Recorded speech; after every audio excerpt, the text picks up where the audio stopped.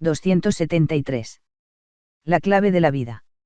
La vida es lo que pasa a tu lado. Cuando solo estás enfocado en tus problemas. Alejandro Ariza. Siempre quise saber el porqué de las cosas. Cuando era niño, mi mayor alegría era descubrir cómo funcionaba un juguete. Después vinieron otras preguntas: ¿por qué aquel gesto? ¿Por qué aquellos acontecimientos? Una ciudad extraña. Nunca acepté aquello de la vida es así, tiene que ser así. Esto me recuerda el cuento del hombre que fue a una ciudad donde todos cargaban una piedra en la espalda. Al llegar a la ciudad, el forastero quedó estupefacto ante esa costumbre y preguntó: ¿por qué llevan esa piedra en la espalda? ¿Por qué tiene que ser así? Siempre fue así, le dijeron. Insatisfecho con la explicación, insistió. Pero debe haber algún motivo. No sabemos. Solo sabemos que tú también debes llevar la piedra. Tal fue la respuesta que recibió. Para no llamar la atención, el forastero empezó a llevar también una piedra a la espalda, y así fue bien recibido por la comunidad. Pero la piedra pesaba y además era algo absurdo para quien venía de un mundo diferente. Ellos habían nacido, prácticamente, con una piedra en la espalda, pero él venía de otra realidad. Hasta que un día, cansado, empezó a decir: la piedra dejó de ser necesaria. No tenemos que cargar más la piedra. Prueben. Algunos, de hecho, empezaron a dejarla y sintieron enseguida que era mucho mejor, experimentaron una sensación de bienestar y el dolor de la espalda, que era permanente, desapareció. Pero algunos de los más viejos empezaron a poner miedo en estas personas de vanguardia. Les dijeron que, al dejar la piedra, estaban contrariando la ley de Dios y con esto despertaron en ellos miedo y sentimientos de culpa. ¿Qué hacer? Librándose de la piedra, ofendían a Dios y a los demás. Estos los verían como traidores y los perseguirían y condenarían. Nadie sabía el porqué. ¿Qué situación? Nadie sabía decir por qué debían continuar cargando la piedra, pero no podían librarse de ella, sencillamente porque había que cargarla. Quien había hecho la experiencia de dejarla, había sentido, por unas horas, que era estupendo andar sin ella, pero debían continuar cargándola aunque ya empezaban a convencerse de que no había ninguna explicación, ningún motivo para hacerlo, a no ser lo que decían los que no habían tenido el valor de quitársela de encima. Es necesario. Siempre fue. El forastero acabó casándose y dejó la ciudad. Esta continuó con su costumbre milenaria de andar con una piedra en la espalda. Nadie se sentía bien. Pero todos pensaban que la culpa era de la vida. Nadie se atrevía a preguntar: ¿por qué tenemos que continuar cargando piedras? Estas piedras tienen alguna relación con ese dolor continuo que sentimos en la espalda. ¿Por qué esa es la vida? Muchas veces, al mirar nuestro mundo, tengo la impresión de estar viendo la ciudad de la que hablamos. La gente se queja de todo, reivindica hospitales, ambulancias, pues la enfermedad está invadiendo la tierra, en vez de buscar la vida. La agresión es algo permanente, la violencia está arraigada en todos los sectores. ¿Cuántas personas en estado de tensión, nerviosas, inseguras, deprimidas, indignadas, sin conseguir ver un sentido en la vida y sin realizarse? ¿Por qué? ¿Por qué fue siempre uno de los que más me inquietaron? ¿Por qué, siendo como es una dádiva divina y tan maravillosa, en teoría, la vida, en la práctica resulta tan difícil y absurda? ¿Por qué, teniendo una mente que puede conseguir todo lo que queramos, no conseguimos prácticamente nada? Cargamos piedras y nos quejamos de que la vida, oh Dios, nos castigue, sin merecerlo, con dolores en la espalda, sin merecerlo, pues somos buenos, tan buenos, que perseveramos pacientemente en llevar nuestra piedra. Parece mentira que seamos tan inteligentes para algunas cosas y tan cerrados para otras, en especial, para aquellas que están relacionadas con la vida, con su crecimiento, su desarrollo y su realización. A las personas les parecen normales la enfermedad, la violencia, la desilusión, la infelicidad y lo máximo que hacen es preguntar por qué ellas, que son tan buenas, tienen que sufrir de esa manera. Nunca se preguntan por qué están llevando una piedra en la espalda, por qué tienen que hacer lo que hace todo el mundo, a pesar de que no ven ningún sentido en eso. ¿Por qué sufren y no consiguen realizarse las personas? Me hice esta pregunta durante muchos años, sobre todo, al ver que también los buenos, los que son responsables, los que se dedican a los otros, sufren y no consiguen ver un sentido en sus vidas. Ha dedicado prácticamente toda mi vida a ayudar a los demás en sus problemas, a través, fundamentalmente, de la terapia, y ese hecho siempre me ha llamado la atención. Nunca he conseguido acostumbrarme o conformarme con él. Fue un porqué de respuesta difícil. La respuesta estaba tan cerca que no la veía. Tardé años en descubrirla. Pero, por fin, la encontré. Voy a intentar pasarte lo que descubrí. Es la clave de la vida. Quizá te parezca una cosa tan sencilla que no le des importancia. Tal vez, viendo que es algo que ya conocías y que no cambió tu vida, pienses que estoy exagerando. Reflexiona sobre lo que voy a decir y ponlo en práctica. Puedes creer. Tu vida va a cambiar completamente. El gran descubrimiento. Durante muchos años, oyendo día tras día, en el consultorio, los mismos problemas, me preguntaba, ¿dónde está el defecto? En los recuerdos intrauterinos, en la infancia, en algún traumatismo. ¿Dónde? Un día desperté con una sensación diferente, tenía la nítida impresión de que estaba a las puertas de un gran descubrimiento personal, la respuesta a aquella vieja pregunta. Aquel día desperté con esta idea: el misterio de la Trinidad no es misterio y es la solución de todo. Qué curioso, y qué problema. El misterio de la Santísima Trinidad, que siempre conocí como el gran misterio, no era misterio y en él estaba la solución para la pregunta que durante tantos años permaneció sin respuesta satisfactoria. Bien, una idea como esta merecía un examen cuidadoso. Siendo así, empecé a empeñarme en la tentativa de penetrar en el misterio. 3 en un mundo bipolar. ¿Dónde queda el tercer elemento? Interesante. Estamos acostumbrados a concebir nuestro mundo como algo bipolar, como un mundo de contrarios, de elementos positivos y negativos, de bien y mal, de hombre y mujer, de materia y energía. Y, en principio, los opuestos tendrían como función el equilibrio del uno por el otro. Pero ahora yo estaba pretendiendo ver el mundo y la propia vida de una forma diferente. No estamos en un mundo, o mejor, no formamos parte de un mundo BI, sino TRI. Debo reconocer que me sentía fascinado ante la perspectiva de esta indagación. Comencé mi trabajo por la corriente eléctrica. Empezar por ella me pareció el camino más sencillo, no porque fuese sencilla la electricidad, sino porque las aplicaciones de esta han formado parte de mi vida, de cierta forma. Siendo niño veía a mi padre que trabajaba con ella, haciendo instalaciones, ocupándose con máquinas, radios y televisores. Yo le ayudaba cuando podía. Crecí sabiendo que nunca se liga, directamente un polo positivo con otro negativo. Si se hace esto, sobreviene un cortocircuito y se quema la instalación. Esto todo el mundo lo sabe. El mundo sabe también que una manzana que se desprende del árbol cae, pero cuando Newton, en su paseo matinal, sintió en su cabeza la manzana que cayó del árbol, en vez de lamentarse se preguntó, ¿por qué? ¿Por qué caen las cosas? Y así llegó a descubrir la ley de la gravedad.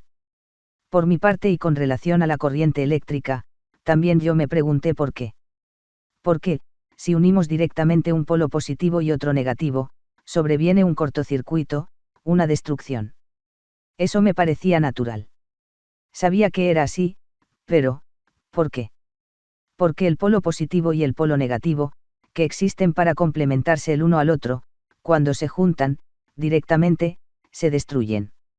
El tercer elemento. Fue así, haciéndome estas preguntas como percibí, algo que nunca me había pasado por la cabeza: hay siempre, entre un polo y otro polo, un tercer elemento que une los otros dos sin fundirlos. Esto quiere decir que los une conservando la identidad y la individualidad de ambos. A primera vista, parece que esta idea no tiene mucha importancia, pero de aquí a poco vas a conocer una ley natural que es fundamental y que por ser constantemente pisoteada, acaba siendo responsable de gran parte del sufrimiento y del fracaso humano. Hay en la creación una ley que nos prohíbe menospreciar cualquiera de los seres que la componen, pues cada uno de estos lleva dentro de sí la necesidad de conservar y expresar su propia individualidad. Nadie ni nada tienen el derecho de anular la identidad o la individualidad del otro bajo pena de destruirlo. Es una ley natural y universal que no admite excepción. Excepciones solo las hay en las leyes humanas, y esto precisamente porque tales leyes son imperfectas. Los hombres hacen leyes a medida que van conociendo los resultados de la realidad, Sus leyes se muestran imperfectas al avanzar el conocimiento de la misma. Tales leyes constituyen hipótesis de trabajo a través de las cuales vamos aprendiendo cada vez más. Las leyes naturales son diferentes. Son los planos con los que tiene que conformarse cualquier realidad para alcanzar su equilibrio perfecto. Cuando no ocurre esto, hay desequilibrio, tensión, destrucción y muerte. Y los responsables de eso somos nosotros, que transgredimos la ley, muchas veces por no conocerla. Si yo, por ejemplo, salto del 10º piso, seré víctima de la ley de la gravedad, aun en el caso de que nunca haya oído hablar de ella. Y lo mismo ocurre con cualquier ley natural. Volviendo a lo que descubrí, me di cuenta de que era algo tan importante que modificaría una buena parte de mi manera de ver la vida. 3 elementos diferentes. El polo positivo ha de continuar siendo positivo siempre, así como el negativo ha de continuar negativo. Entre ambos surgirá un tercer elemento, que sin anular la individualidad de cada uno de los otros dos, establecerá entre ellos una unión tan perfecta que dará origen a una nueva realidad. Si entre el polo positivo y el polo negativo de la corriente eléctrica coloco una bombilla, obtendré luz. Si lo que coloco es una resistencia, lo que conseguiré será calor, y si es una máquina, el resultado será fuerza. Interesante. 3 elementos diferentes, en unidad perfecta, creando algo nuevo. Fui analizando todas las cosas que conocía. Y esa ley se hacía presente en todas ellas. Llegué a lo más profundo de la materia, al átomo, y vi que también en él se aplica esa ley. Dejando de lado las nuevas partículas que van siendo descubiertas cada día que pasa en el interior del átomo y que según creo traerán respuestas para muchos de los enigmas actuales, un somero análisis de ese átomo nos permite constatar una polaridad positiva, el patrón, una polaridad negativa, el electrón, un tercer elemento, el neutros, que impide el choque o la destrucción del universo, creando el equilibrio, la armonía, y la materia. ¡Qué maravilla! Todo hecho a imagen y semejanza de Dios, a imagen y semejanza de la Trinidad. La ley de la trilogía. He aquí el misterio que a partir de aquel momento pasé a ver como la ley fundamental de la creación. 3 elementos que continúan siendo lo que son sin perder nada de su identidad. Perfecta unidad, dentro de una Trinidad, también perfecta. Bien, pero ¿qué tiene que ver todo esto con nuestra pregunta inicial? Calma, ya vamos a llegar ahí. Después de ver cómo funcionaban las cosas, me pasé a pensar en nosotros, los seres humanos, hombres y mujeres que somos también, desde una perspectiva energética, polos positivos y negativos. Sí, pero, ¿y el tercer elemento? La pregunta es muy importante, pues, como ya vimos, al juntarse directamente los polos opuestos tienden a producir un choque, o sea, destrucción. Se hace necesario un tercer elemento que una esos dos elementos sin identificarlos, sin despersonalizarlos. Enseguida me vino a la mente el amor. El hombre, la mujer y, en el medio, el amor, perfecto. Pero, ¿por qué entonces, los matrimonios, las uniones que, según se dice, nacen del amor, no consiguen ser una unión creadora, productora de un grado superior de vida y de felicidad, sino precisamente lo contrario? Porque el fruto de tales uniones es precisamente el opuesto a lo que se espera de ellas. Ellas ponen límites a la vida, no dejan crecer, impiden que la persona se realice, impiden que viva e incluso que ame. Cuando se es confidente de matrimonios, y yo lo he sido durante más de 25 años, uno descubre cosas que hacen pensar mucho sobre uniones aparentemente perfectas. Al tratar separadamente con las personas que forman esos matrimonios aparentemente maravillosos como individuos lo son sin duda, oímos confesiones en el sentido de que no se separan solo por motivos sociales o en razón de los hijos, ya que, por gusto, se separarían ciertamente, dado el peso de los sufrimientos que tienen que soportar. Lo más común es que esta confesión la haga solo uno de los que forman la pareja, generalmente aquel que más ha sufrido con el matrimonio, aquel que ha sentido más su despersonalización. Pero, ¿por qué, si las parejas insisten en decir que se aman? ¿Cómo es posible tal cosa? ¿Dónde está el fallo? La vida es difícil, sin duda, pero tengo la certeza de que si llegamos a realizar, de algún modo, la unión de los 3 elementos a la que nos referimos antes, no habrá lugar para la destrucción, para la agresión, para el odio, para los celos, para la actitud posesiva. En nuestra convivencia cotidiana con las cosas no habrá lugar para la enfermedad, para la falta de realización. El secreto del amor. Encontré el fallo cuando analicé el amor. Al hacerlo, me di cuenta que estaba llegando a lo más profundo de la Trinidad y, por tanto, a la respuesta para la pregunta que me hiciera durante tantos años: ¿por qué dos personas que se aman tanto, no son felices? ¿Por qué la sociedad es tan agresiva, violenta y destructora? ¿Por qué hay tan poca realización?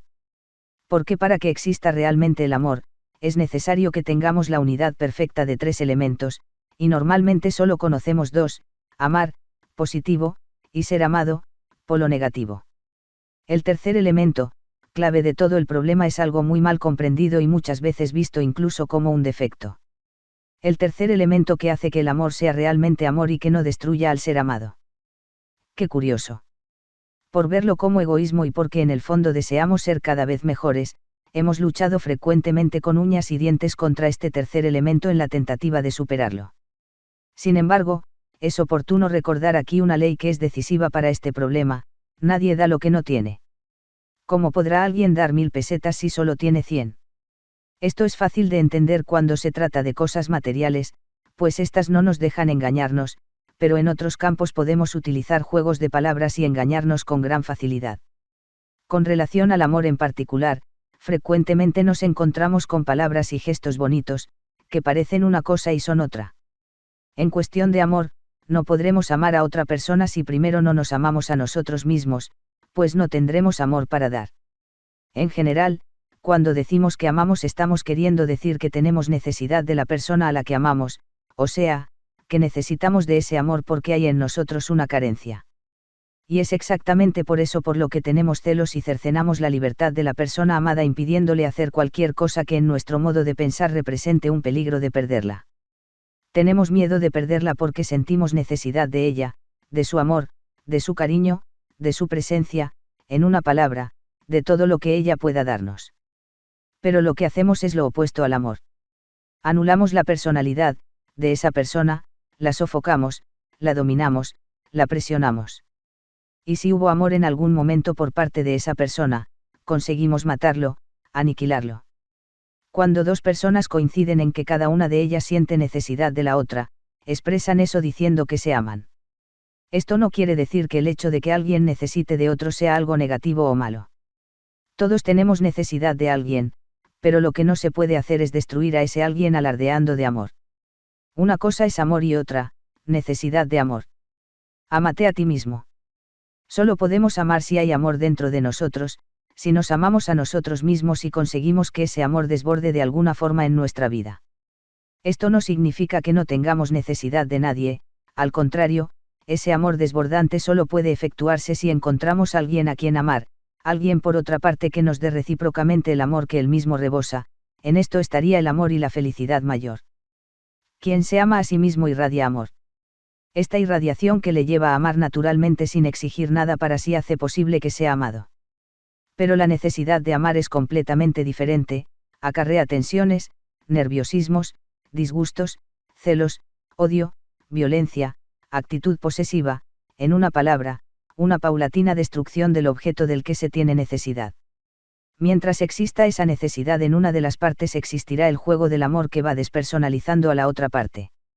Esta es la razón fundamental por la que una institución tan perfecta como el matrimonio, acaba siendo la mayor destructora de vidas. En verdad, responsable de este hecho es, no el matrimonio en sí, sino la falta de amor a nosotros mismos y, como consecuencia, la necesidad de controlar a otra persona, cosa que, oficialmente, podemos hacer a través de la institución del matrimonio. Mucha gente confunde el amarse a sí mismo con el egoísmo. Sin embargo, hay una gran diferencia: el egoísta quiere todo para sí porque en su interior no tiene nada. El egoísta quiere que todos piensen como él, que todos hagan lo que él quiere, que todos procedan de acuerdo con lo que él desea. El egoísta es posesivo y dominador. Ese es el egoísta, eso es el egoísmo. En contraposición, quien se ama a sí mismo, siente que no necesita nada porque tiene todo lo que realmente necesita. Para él, todo está bien, y, sobre todo, respeta y ama a los demás tal como son, sin pedir que cambien, respetando y amando la propia libertad y la del otro. Irradia amor y esta irradiación es la que hace que ame con naturalidad, sin exigir nada a cambio, y la que igualmente hace que pueda ser amado. Ama, porque tiene amor y este amor se completa y se realiza de forma maravillosa con otro amor semejante, sin que uno dependa del otro, pero cada uno de ellos alimentado y aumentando la vida del otro. Es aquí, exactamente, donde está el foco de destrucción de la mayor parte de los matrimonios. Cuando alguien no se ama a sí mismo, se opone al crecimiento del otro, lo despersonaliza, no lo respeta, y esto, no porque sea malo, sino porque está inseguro, tiene miedo, no quiere perder aquello de lo que siente necesidad, alguien que ocupe el lugar del amor que no tiene dentro de sí. Ocurre que este tipo de relación, si se hace habitual, lleva rápidamente, de una forma o de otra, al desgaste y a la destrucción. Pero dejemos este asunto para otra ocasión. Y así, llegamos al misterio de la Trinidad. Simplificando, en teología se dice que hay en Dios tres personas diferentes, cada una con su propia personalidad, pero formando un único Dios, una unidad perfecta que es amor. Se dice que el Padre se ama tanto a sí mismo, comienzo de todo, que aparece el Hijo, irradia el Hijo, y que el Padre y el Hijo se aman tanto que este amor viene a ser el Espíritu Santo. ¿Qué te parece? Llegamos al fin, ¿no es interesante? Si ahora examinamos el Evangelio, vemos que todo eso está en él. Envueltos como estábamos siempre por la niebla de interpretaciones dirigidas por una teología de tipo apologético o por la neurosis de algún orador, nunca habíamos llegado a entender lo que leíamos. Ama a tu prójimo como a ti mismo. Aquel que dice que ama a Dios, a quien no ve, pero que no ama al prójimo, a quien ve, es un mentiroso. ¿Cuán interesante es todo esto? La gran mentira. Ama a tu prójimo como a ti mismo. Nunca, ninguna filosofía, ninguna religión dijo, ama a tu prójimo más que a ti mismo. No se podría decir tal cosa, pues, ¿cómo alguien podría dar más de lo que tiene? Imposible. Veamos cómo procedemos. Decimos que amamos a Dios y que le amamos sobremanera. Dios es tan maravilloso, y es cosa tan buena amarle. Decimos también que amamos mucho al prójimo, a los demás, a todo el mundo, a los que sufren en Etiopía, en Vietnam o en cualquier parte de la tierra. Cuando ese prójimo empieza a aproximarse, empezamos a criticarlo, a juzgarlo, con razón, es claro, porque piensa de manera distinta, porque se conduce de forma diferente de la correcta, porque adopta un modo de vivir extraño. Lo criticamos, lo juzgamos, lo condenamos, siempre, repito, con razón. Yo Dios el prójimo lejano prójimo próximo. Y cuando el prójimo se aproxima más todavía comenzamos a desvencijarnos de él, dando codazos para que se aparte. Es como si hubiésemos gastado todo nuestro maravilloso amor, amando a Dios y a aquel maravilloso prójimo lejano, y no hubiese sobrado nada para nosotros. No nos amamos, no nos aceptamos, despreciamos nuestro cuerpo, nuestros instintos, nuestra propia vida. De esta manera vamos destruyéndonos y en vez de obtener una vida cada vez mejor, la transformamos en sufrimiento, la maldecimos y la perdemos. Y como no nos amamos, no sabemos amar al otro. Así las cosas, surge en nosotros el deseo de poseer, de dominar, de mandar en el otro por medio de la religión, de la política, de una ideología cualquiera o del propio matrimonio, impidiendo a ese otro que sea él mismo, que viva su vida. De esa manera le maltratamos, le crucificamos con los celos, con las críticas y hasta con el odio en nombre del amor. La relación humana se vuelve difícil. La convivencia de la pareja se hace casi imposible, porque uno quiere dominar al otro por miedo de salir perdiendo, o por orgullo, en vez de sentirte feliz por verlo feliz. La verdad es más sencilla. Veamos qué diferente es la persona que ama realmente. Empezamos teniendo conciencia de nuestra vida y sintiéndonos felices con ella. Esta hace que aumente nuestro amor a nosotros mismos, tanto que comenzamos a irradiarlo a las personas más próximas, que a su vez darán también su amor, y es así como mostramos nuestro amor a Dios. Mira qué sencillo es. Yo los próximo Dios. Y el camino es sencillo también. Antes de nada, amarte a ti mismo, después, ama a tu próximo y así estarás amando a Dios. Esto es obvio. Porque si no nos amamos, no sabremos ni podremos amar a nadie y estaremos produciendo siempre cortocircuito y destrucción, incluso sin querer. Estamos llegando al punto final de este gran descubrimiento. Todo eso forma parte de un sistema. Todo lo que te estoy proponiendo forma un sistema que nos llevará a conseguir resultados positivos, y desde que produzca resultados positivos, todo es válido. La armonía del ser. ¿Cómo podemos saber si nos amamos? Este es el punto crucial de todo el proceso de la Trinidad. Podremos decir que nos amamos cuando consigamos la unidad perfecta de los tres elementos de que estamos constituidos, el consciente, el subconsciente y el superconsciente. Estamos constituidos por dos partes fundamentales, una consciente y otra inconsciente. Esta última parte, o sea, la vida inconsciente abarca, en realidad, dos partes, una que denominaremos vida subconsciente o básica, y otra llamaremos vida superconsciente o superior. Son, pues, tres vidas en cada uno de nosotros, cada una de ellas con su identidad y características propias, pero tres vidas destinadas a formar una unión tan perfecta que consigan constituir lo que llamamos el ser humano, el hombre, y den origen a una vida cada vez más perfecta. Pero si no se consigue esa unión, la propia naturaleza, con sus leyes, se encargarán de destruirla. Cuando hablo de destrucción, me refiero, lo diré una vez más, a la enfermedad, a la agresión, a la violencia, al miedo, a la depresión, a la falta de interés por la vida, a la pobreza, a la falta de realización, etc. Es necesario preguntar si no es todo eso lo que más vemos en la vida normal de la gente. Y si es, ¿dónde está la causa? La causa está en eso que es la frustración humana fundamental, o sea, en la incapacidad de conseguir la unión interna de las tres vidas o, dicho de otro modo, en la incapacidad de realizarnos como seres humanos, en la incapacidad de conseguir lo que queremos realmente, es decir, amarnos. El punto de partida y el punto de llegada es la unión interna de nuestro ser. Esto, que parecía sencillo y que de hecho lo es, constituye prácticamente la mayor dificultad que el ser humano ha de enfrentar, pues todo a su alrededor está contra esta unión. Veamos por qué es tan importante y difícil esta unión. Después de todo lo que hemos dicho, no es difícil comprender su importancia, ya que la falta de esa unión configura una tendencia para la tensión, para el desequilibrio, para la enfermedad, en una palabra, para una u otra forma de destrucción. Con relación a la dificultad de esta unión vamos a verlo más despacio, explicando primero lo que entendemos por subconsciente y por superconsciente, pues esto nos ayudará a entender mejor el porqué de esta dificultad.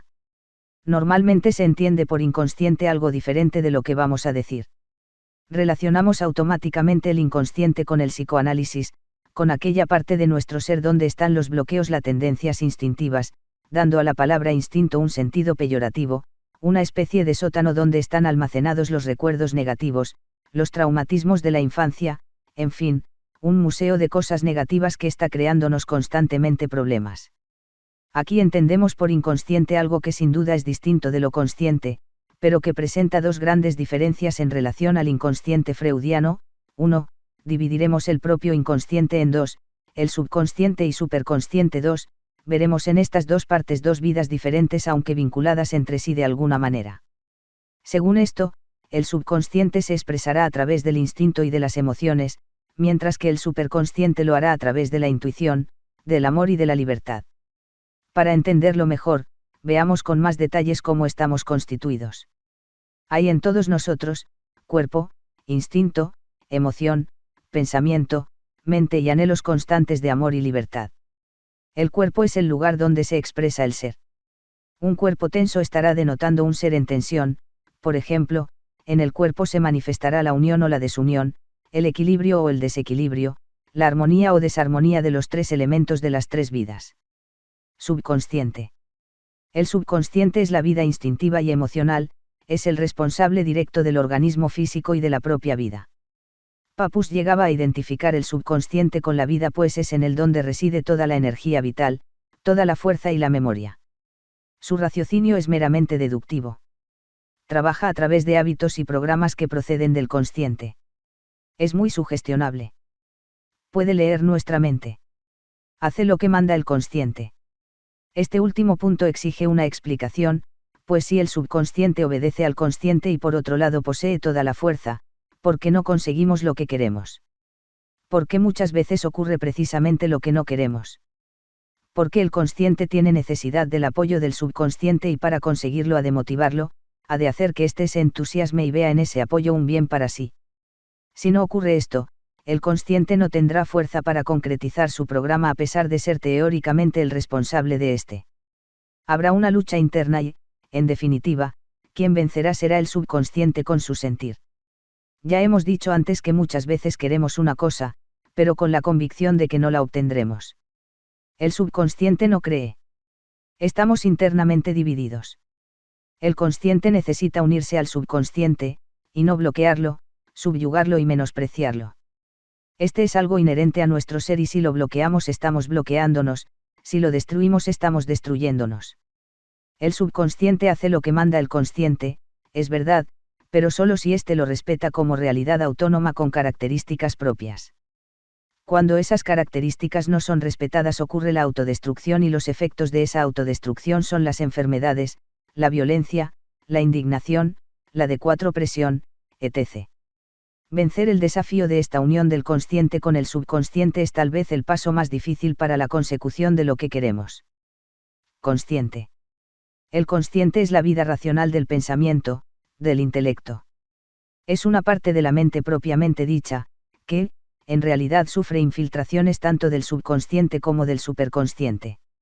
La mente subconsciente tiene como instrumento el instinto. La mente superconsciente tiene como canal de expresión la intuición. El instrumento de la mente consciente es la razón. La razón es el instrumento de la mente en la tercera dimensión. Ella nos ayuda en la vida cotidiana. Pero precisamente por ser un instrumento de trabajo en la tercera dimensión, hay muchas cosas que no pueden ser entendidas por ella. La razón es muy limitada. La vida, el amor, por citar algunas de las cosas más importantes en que estamos inmersos, no son entendidas a través de la razón, están fuera de su alcance. Es por eso por lo que no podemos limitarnos a la razón, como si fuese ella la que tuviese que decir la última palabra sobre todo. Todo aquello que de una o de otra manera se incluye también en otras dimensiones de la naturaleza, escapa al control de la razón y tiene necesidad de la ayuda del instinto o de la intuición. Es por eso también que quien bloquea el instinto, por considerarlo inferior, o la intuición, por ver en ella algo irreal, queda considerablemente circunscrito y limitado. La vida consciente es la vida del pensamiento, de la imaginación, de la palabra y de la voluntad. Es la vida que tienen como función dirigir, a través de la voluntad, todo este complejo humano. Es la parte de nuestra vida que mejor conocemos, pero que aunque conocemos bien poco, no posee prácticamente memoria. La mente, en su aspecto racional, trabaja inductiva y deductivamente.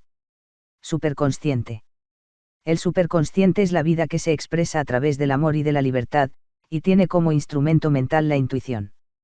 Para esta vida no hay secretos ni en el pasado ni en el presente, no los hay incluso en parte del futuro, puede inclusive cambiar ese futuro. Es nuestro yo superior, nuestra vida superior, siempre dispuesta a ayudarnos en nuestro vivir diario. Es posible que esta tercera forma de vida sea para algunos la más difícil de entender. Pero para mí es tan clara que forma parte de mi vivir. Cuando éramos niños nos decían que cada uno de nosotros tenía su ángel de la guarda y nos dirigíamos a él cuando rezábamos. Después crecimos y como tantas cosas, esa creencia fue sometida al tamiz de la crítica y fue rechazada. El ángel de la guarda me era presentado como una ayuda para el niño que yo era o para que este niño que era se portase bien, pero cuando crecí y empecé a conocer mejor las cosas, dejó de ser fácil engañarme. Esto tenía una explicación, pues los adultos no mostraban el mínimo interés por ese ángel de la guarda. Tuvieron que pasar muchos años para que yo consiguiese entender de otra forma la vida y para que llegase a sentir, no creer, la realidad y la importancia de ese ser superior que está vinculado a mi vida consciente y que, siendo diferente, forma una unidad conmigo, constituyendo mi yo o vida superior. A este ser unos llaman guardián, otros guía, otros maestro, etc. La gran diferencia de nuestra teoría con relación a él está en que, para nosotros, ese ser es una de las tres vidas que constituyen esta nuestra unidad que llamamos ser humano. ¿Cómo puedo saber si me amo? ¿Cómo puedo aprender a amarme? Conócete a ti mismo. La primera acción que tenemos que hacer es conocernos mejor. Nosotros, los seres humanos, somos un conjunto de cosas que a medida que alcanzar una unidad más perfecta, una armonía mayor, una sintonía interna más profunda, nos dan más vida, más salud, más alegría, en fin, un amor a nosotros mismos mayor. Lo contrario también es verdadero, a medida que una parte de nuestro ser tiene que luchar contra la otra, vamos destruyéndonos, desequilibrando nuestra vida, o sea, dejándonos de amar. ¿Cuáles son las partes de este conjunto? Es obvio, aunque no sea lo más fácil de aceptar, que tenemos un cuerpo y que tenemos que estar en paz con él. Juntamente con el cuerpo tenemos eso que llamamos instintos. Estos desempeñan un papel fundamental en el equilibrio de nuestra vida en la Tierra, aunque, demasiado orgullosos, no queremos aceptarlos, por juzgarlos, animales, opuestos a lo espiritual. Como los instintos, también las emociones son un elemento integrante de nuestra vida y a pesar de no poder negar nada de eso, nos da mucho trabajo.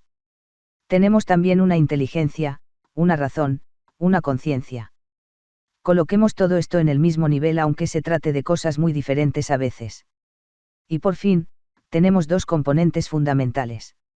Sin ellos el hombre no pasa de un ser malogrado en sus más profundos anhelos, cuando faltan surge toda clase de cosas negativas, cosas que solemos considerar naturales, enfermedades, depresiones, violencias, etc. Esos dos componentes son el amor y la libertad. En realidad todos los elementos mencionados, los llamados instintos propiamente dichos, el de conservación, el de la alimentación y el sexual, la emoción, la razón, el amor, la libertad, todos ellos no son sino partes de un único instinto, o ley, o anhelo humano. En este sentido, el único instinto que está inscrito en lo más profundo de nuestro ser es el instinto de la vida, que no es otra cosa que la propia ley de la vida, el crecimiento, la plenitud y los frutos, muchos frutos, pero frutos de vida y no destrucción. Señores de nosotros mismos. La armonía de todas esas partes y no la destrucción de una por la otra, es lo que constituye la auténtica madurez humana. Cuando nos hacemos conscientemente dueños y señores de toda esa realidad, nos transformamos en seres realizados y alcanzamos nuestra plenitud de vida bajo la forma de una gran alegría de vivir. Y este amor a nosotros mismos que estamos viviendo lo pasamos a todo aquel que está preparado para recibirlo, pues no todos están preparados para recibir amor. Aunque parezca mentira, no es la razón la que nos vincula al mundo superior, trascendente o espiritual, no, por más que pueda sorprender. Lo que nos hace superiores a los animales. Como hemos dicho antes, un ordenador tiene un raciocinio lógico perfecto. Cuando usamos solo la razón para entender lo espiritual, necesitamos lo que llamamos fe para dar mediante esta un salto en el vacío, cosa que en la práctica normalmente no llegamos a hacer, solo lo hacemos en teoría, pues decimos que creemos pero, en verdad, nuestro comportamiento es el de alguien que no cree. En realidad, lo único que llena ese vacío entre la razón y el mundo superior que forma parte de nuestro ser, es el amor y la libertad en conexión con la mente superior a través de la intuición. Estas dos tendencias del instinto humano superior, cuando están desarrolladas, son las que nos unen, de un modo natural, con lo más profundo de nuestro ser y con las realidades más lejanas. Lo que hace que seamos realmente más que los animales, es el hecho de ser dueños de todo ese complejo y no esclavos de todo ese potencial que es la vida humana. La perfecta unidad. Pero atención. Esto es muy difícil. Yo solo seré dueño y señor de mí mismo cuando consiga amar mi cuerpo, mis instintos, mis emociones, mis pensamientos, porque solo así amaré y seré libre. Antes de continuar debo decir que el amor del que hablo es el amor maduro, el amor pleno a todo lo que existe. Hay etapas en el amor, amor es sintonía, equilibrio, atracción, podemos hablar, por tanto, de amor donde encontramos sintonía. En este sentido, podemos decir que hay amor al nivel del cuerpo, del instinto, de la emoción o del pensamiento. En verdad, sintonía, armonía, atracción, resonancia existen también en las vidas inferiores e incluso en los seres que llamamos inanimados. El amor al que nos referimos aquí, el amor propiamente dicho, es el que se da al nivel de lo humano. Puedo sentirlo de las más diferentes formas, pero solo existe si me amo a mí mismo, o sea, si hay unidad dentro de mi ser. Y el propósito perseguido dentro de nuestro sistema es exactamente ese. Todas las formas de amor mencionadas, la del cuerpo, la de los instintos, la de las emociones, son buenas y no hay motivo para despreciarlas. Absolutamente. Es exactamente aquí donde suelen empezar nuestros fallos en la gran tarea de encontrarnos con nosotros mismos. Pensamos que esas atracciones y deseos son malos, que son tentaciones a las que no debemos ceder y que tenemos que rechazar porque somos seres superiores, como si la naturaleza, Dios, se hubiese equivocado en su creación y fuese tarea nuestra corregir el defecto. ¿No parece una humorada? Sin embargo, es aquí donde comienza toda esa lucha nuestra idiota contra nosotros mismos que nos acarrea enfermedades y males de toda especie. Empezamos a bloquearnos, a tener miedos, a imaginar tentaciones, a sentirnos pecadores, a culparnos y a hacer primero, de nuestra vida, y, después, de la vida de los otros, un verdadero infierno. Y todo eso, ¿por qué? Porque no nos aceptamos, no nos amamos y, consecuentemente, nunca conseguimos ser dueños de nosotros mismos. El paso siguiente sería mostrar lo que debemos hacer para amarnos, pero vamos a dejar esto para otra ocasión. Lo que hemos dicho es suficiente para lo que aquí nos interesa, la importancia de la unión interna del ser. La fuerza de la visualización creativa está dentro de este sistema nuestro, que no falla, en la unión interna, en el amor a nosotros mismos, pues es de este modo como conseguimos unir todas nuestras fuerzas para la consecución de un objetivo que es querido por todo nuestro ser. Aquí está el secreto de la vida, de la fuerza, de la realización, del éxito, del amor y de la sabiduría. Acabo de darte la clave de la vida. Vuelve a leer siempre que puedas, este capítulo. En él encontrarás la respuesta a tus problemas y, creo, luz para resolverlos. Puntos para recordar. 1. La enfermedad, el desaliento, la pobreza y la violencia no son cosas naturales, son frutos de destrucción, de muerte y no de vida. Estos frutos son consecuencia de una confrontación con las leyes fundamentales de la creación. Estamos llevando piedras en la espalda, pensando qué es lo que se debe hacer y destruyéndonos totalmente. 2. ¿Por qué sufrimos tanto? ¿Por qué pisoteamos o ignoramos una ley natural que está inscrita en lo más íntimo de nuestro ser, la ley según la cual toda criatura lleva dentro de sí la necesidad de conservar y expresar su individualidad? Nada ni nadie tiene el derecho de anular la identidad o la individualidad del otro, bajo pena de destruirlo. Lo mismo ocurre con relación a nosotros mismos, no tenemos el derecho de despersonalizarnos, ni siquiera por una supuesta causa justa. 3. Ley de trilogía. Para evitar esa despersonalización es necesario reunir 3 elementos, cada uno con su propia identidad, de forma que constituyan una perfecta unidad y puedan materializarse en resultados concretos. 4. Para que exista equilibrio y la posibilidad de algo nuevo es necesaria la unión de un polo positivo, de un polo negativo y de un elemento neutro entre los dos que los una sin identificarlos, sin dejar que uno invada la identidad del otro y permitiendo que el polo positivo continúe siendo positivo y negativo el negativo. Si falta este tercer elemento tendremos destrucción, desintegración y muerte. 5. En el átomo, protón, y, electrón, neutrón, neutro. En la relación humana, hombre, y, mujer, amor, neutro. En el amor, amar, y, ser amado, amarse, neutro. Y. Para amarse, consciente, y, subconsciente, superconsciente, neutro. En la vida, la destrucción que existe es tanta porque en la mayor parte de los casos, el elemento neutro entre los polos positivo y negativo está ausente. Si eliminásemos el neutrón del átomo tendríamos una destrucción. Eliminando el amor entre el hombre y la mujer, lo que tenemos es actitud posesiva, enfermedad, despersonalización y destrucción. Sin el amor a sí mismo, lo que tenemos es también destrucción, destrucción en nombre del propio amor. Y cuando de forma habitual cerramos el camino al superconsciente tenemos la autodestrucción, porque se establece una lucha interna permanente entre el consciente y el subconsciente, cada uno de ellos queriendo eliminar al otro. Cuando un hombre y una mujer, que no se aman a sí mismos, dicen que se aman, lo que en realidad sienten es una necesidad de amor que acarrea posesión, dominación, despersonalización y destrucción. Solo quien se ama a sí mismo puede amar realmente, sin matar al objeto de su amor.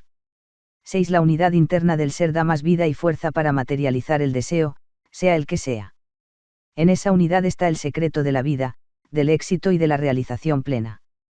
7. Amarse a sí mismo es mantener la unidad dentro del propio ser. Para que ocurra esto, necesitamos sentir que todo nuestro ser es bueno, incluso nuestro cuerpo, nuestros instintos y nuestras emociones. Dios no creó un mundo defectuoso. Nuestra tarea no es la de corregir nada, sino la de dar expresión armoniosa a todo lo que somos. Haciendo esto, el universo será nuestro.